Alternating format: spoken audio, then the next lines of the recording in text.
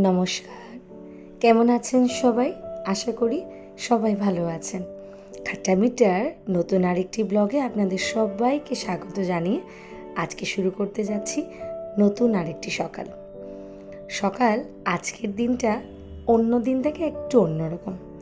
তবে বলতে গেলে ডেইলি ব্লগটা তো সবসময় করা হয়ে ওঠে না।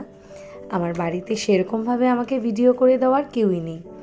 তবে আজ ভাবলাম দিনটি যেহেতু একটু অন্যরকম, তার কথায় আসছি একটু পরে, তার জন্য নিজে থেকেই শুরু করে নিলাম নিজের জন্য একটু টুকটুক করে ভিডিও করা।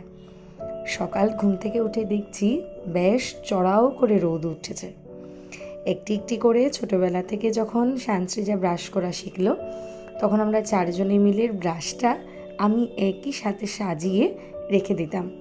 আমি চলে যেতাম ব্রাশ নিয়ে ওয়াশরুমে, আর তারপর এক এক করে সবাই ঘুম থেকে উঠে ব্রাশ করে ফ্রেশ হয়ে যেত।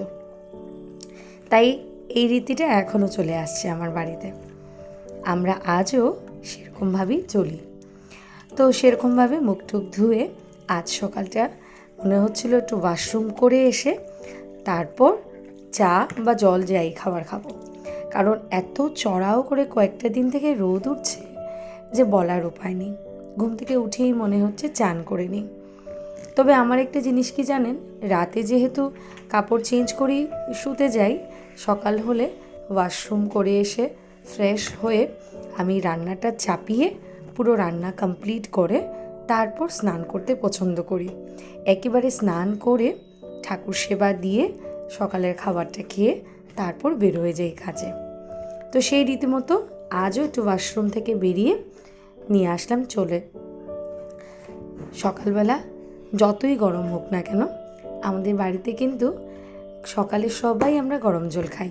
আশা করি আপনারাও খান। তো সেরকমভাবে সবাই টুকটুক করে গ্লাস ভর্তি করে নিয়ে নিলাম। আমার বাড়িতে যেহেতু আমি এই সমস্ত কাজগুলো করে থাকি, তার জন্য একা হাতে অনেক সকালে উঠে যেতে হয়। শেষ করে সকালে আবার সেই ওষুধটাও খেতে হয়। অনেক সময় জানেন মনে থাকে না। তারপর ভাবলাম রান্নাঘরে যদি ওষুধটা রাখা যায় তাহলে কিন্তু অনেকটা মনে থাকা যায়, তাই না? আপনারাও হয়তো এরকম করে থাকেন। সকালে ওই থাইরয়েডের ওষুধটা খেতে হয়, তাই গরম জলটা নিয়ে থাইরয়েডের ওষুধটা খেয়ে এখন আস্তে আস্তে ওদের জন্য উপরটাতে জল নিয়ে যাচ্ছি। এখন যেটা আসল কথা সেটা হলো, আজ প্রথম শান রামানুজ বিদ্যা মন্দিরে আজ ওর প্রথম এই পুরো ক্লাসটা শুরু হবে। ওকে ভর্তি করিয়ে দিয়েছিলাম আমরা অক্ষয় তৃতীয়ার দিন, কিন্তু তারপর থেকে ড্রেস বানানো হয়নি, নানান কাজে ওকে আর স্কুল দেওয়া হয় উঠছে না। তারপরে 2-1 দিন স্কুলও বন্ধ ছিল, যার জন্য স্কুলে আর দিতে পারলাম না। আজ শানকে কাল রাতেই বলে রেখেছিলাম যে বাবা, আমি ডাকলে কিন্তু আজ আর দেরি করো না, কারণ অনেকটা দিন পরে না অভ্যাসটা প্রায় নষ্ট হয়ে গেছে। আমাদের কারণেও বলতে পারেন। আমরা অন্য কোথাও একটু অ্যাপ্লাই করার চেষ্টা করছিলাম, অনেক দিন ওয়েটও করছিলাম, কিন্তু শেষমেশ আর সেটা হলো না। ভাবলাম অনেকটা দিন দেরি হলো, আর বাচ্চাদের দেখবেন একটা অভ্যাসের দাস, এটা আমরা সবাই, বাচ্চারাও তো সেইটাই। তো ওরা যখন অনেক দিন যাবত একরকম অভ্যাসে চলে, ওদেরকে থেকে দেখবেন চট করে সেই অভ্যাস থেকে ফিরানো যায় না। ঠিক আছে? তো আজ যেহেতু প্রথম দিন, তাই কিছু আর বানিয়ে দিতে গেলাম না, কারণ ও বুঝুক কীভাবে কী খাওয়া দাওয়া করতে হয়, স্কুলে কীরকম চলতে হয়। তাই আজকে ড্রাই টিফিনেই দিলাম। সম্ভবত প্রত্যেক দিনই চেষ্টা করব ড্রাই কিছু ওদেরকে দেওয়ার, বাচ্চাদেরকে, শান সৃজা দুজনকেই, যাতে ড্রেস বা বইপত্র বা ব্যাগ নষ্ট যেন না হয়ে যায়। সেই সমস্ত কিছু প্যাক করে আমি ওর জন্য পুরো রেডি করে নিলাম। আর এখন আস্তে আস্তে সৃজার জন্য রেডি করব। বইটুই সমস্ত কিছু রেডি করেছি, কাল রাতেই মোটামুটি বইটুই রেডি করে রেখেছিলাম। ভেবেছিলাম আজ সকালে টিফিন সব কিছু রেডি করে জল টল দিয়ে তারপর ড্রেস ট্রেস সব কিছু ইস্তারি করা ছিল, সেগুলো নিয়ে উপরে যাব।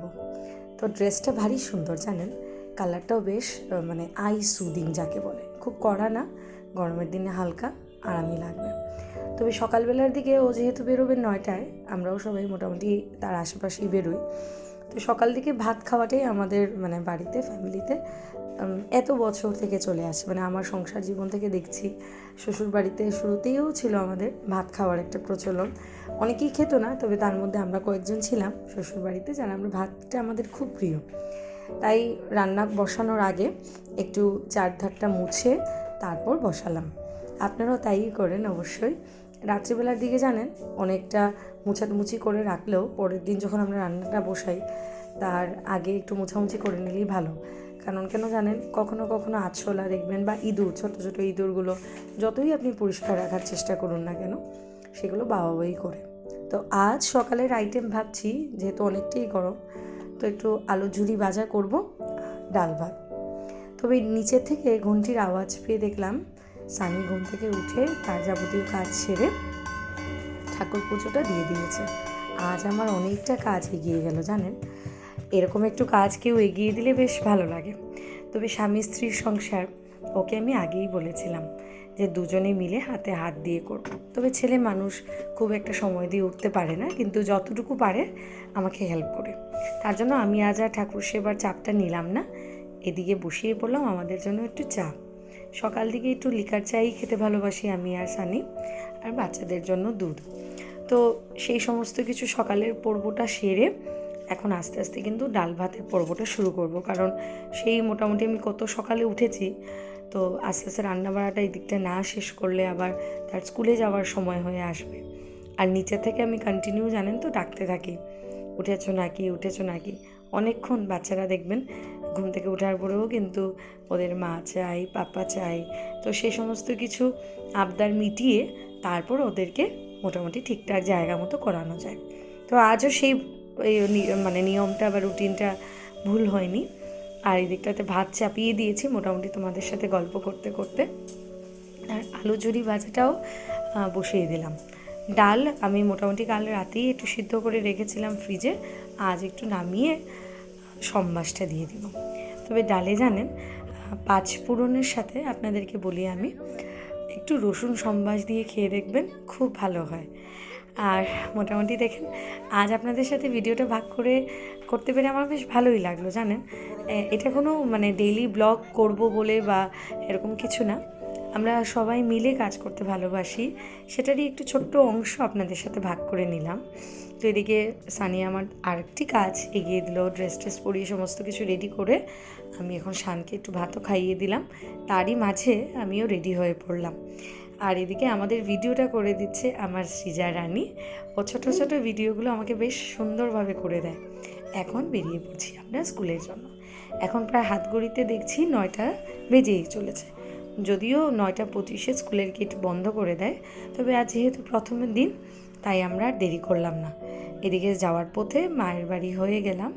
স্নান তো প্রথমে মায়ের সাথে একটু দেখা করে বেশ একটু মন খারাপই হয়ে গেল, এতদিন পরে স্কুলে যাচ্ছে।